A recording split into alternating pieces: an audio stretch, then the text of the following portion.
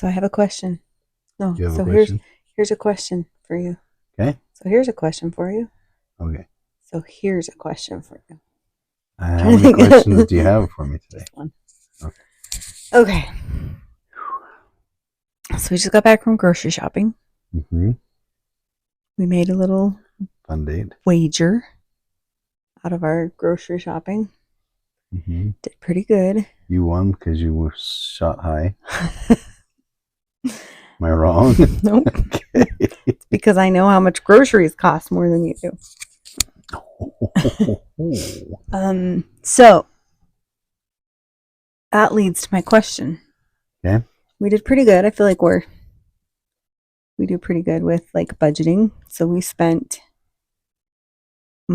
your guess was 138 for a week's worth of groceries, including the dog, so dog food. And my guess was 155 and our total was 157. So I super won. You did a very good job. Unless you take out what I put on the gift card. Yeah, that doesn't count. That doesn't count. Doesn't count. It was free money. Doesn't Isn't count. that girl math?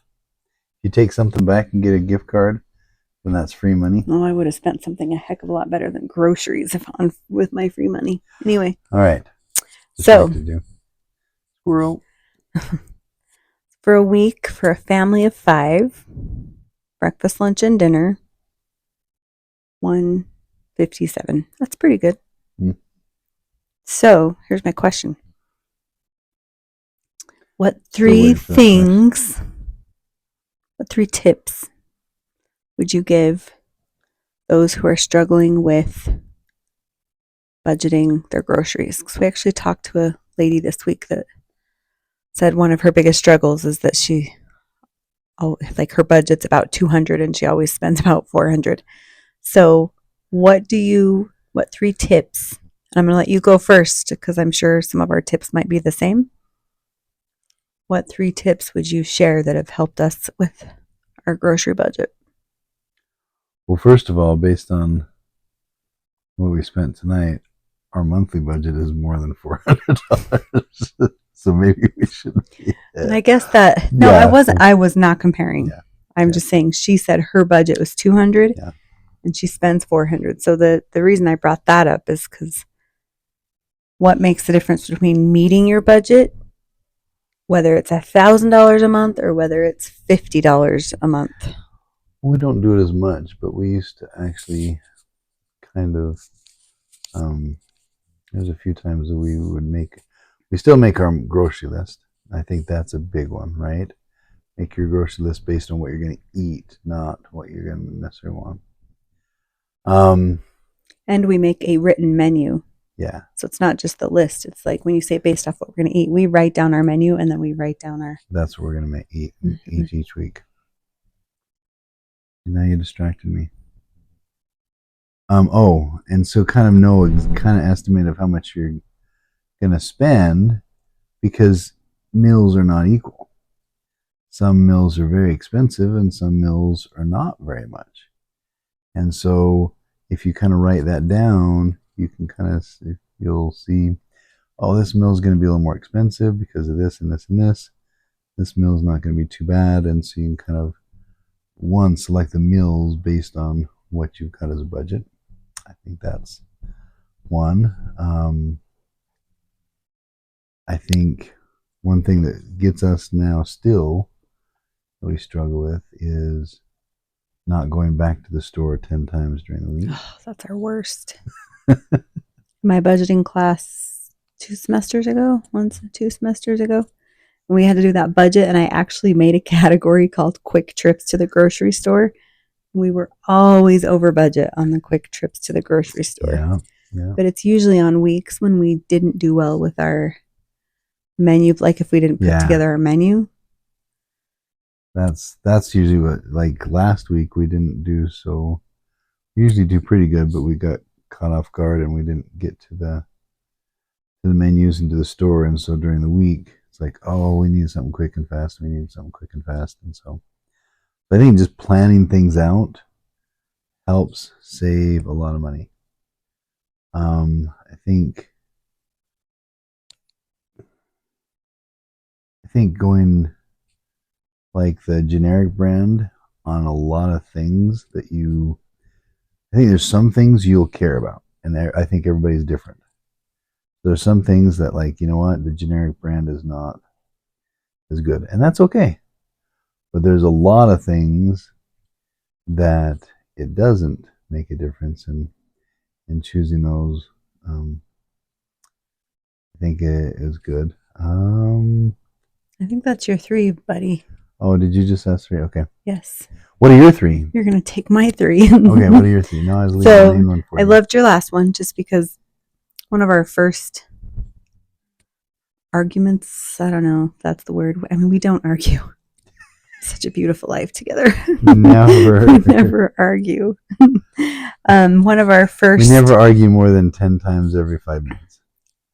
Just kidding. That's a little extreme. We're going to have an argument right now.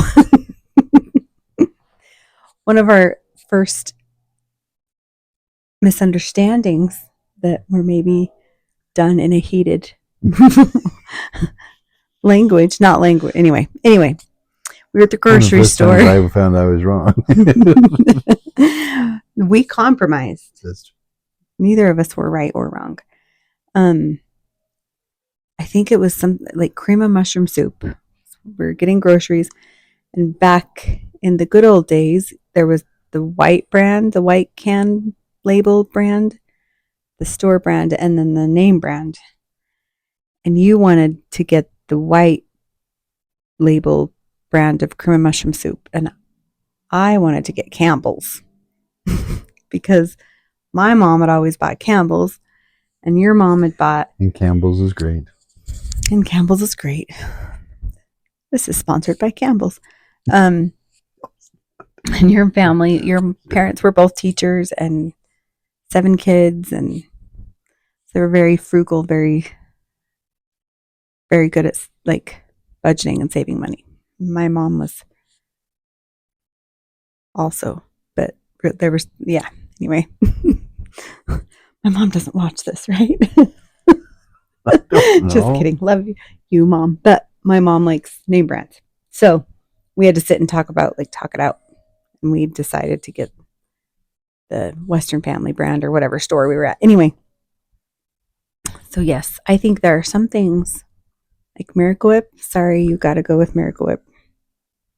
A generic salad dressing, gross. Ranch, you have to go with Hidden Valley. You have to go with Hidden Valley. Have to go with Hidden Valley.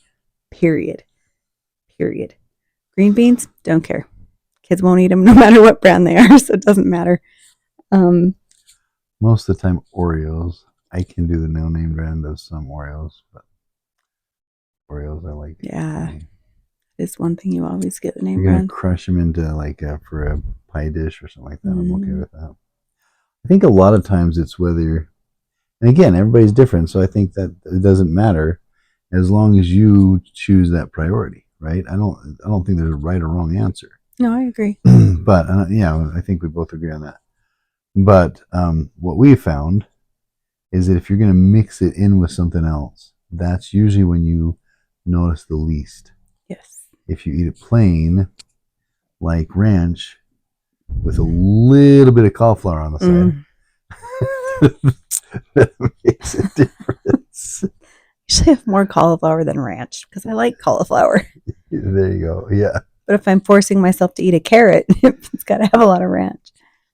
No. Yeah, I agree. If it's mixed with something. Okay, so here's my 3 tips. Okay. There's one. No, that was yours. I was just showing an example. We can't have the same tips. Okay, I know that's some tips. A leftover day. Or days. So as we were going through our menu today, like Sunday, we usually have a bigger meal. And then Monday, I cook another meal, regular meal. So usually by Tuesday, it's mutual night, going a million miles an hour. Gonna have our second argument in 10 minutes. It's why so we don't have more the youth in our ward have an activity that night. So if we found that if we just do leftovers, we can count that as a menu. We don't have to buy any groceries off of it.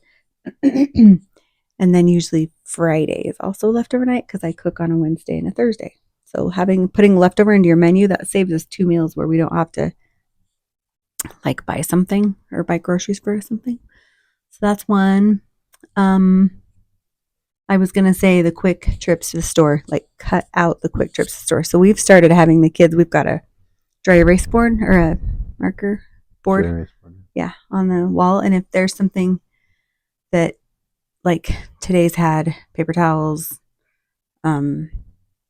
face pad, like cleaning pads, whatever. What else is on there?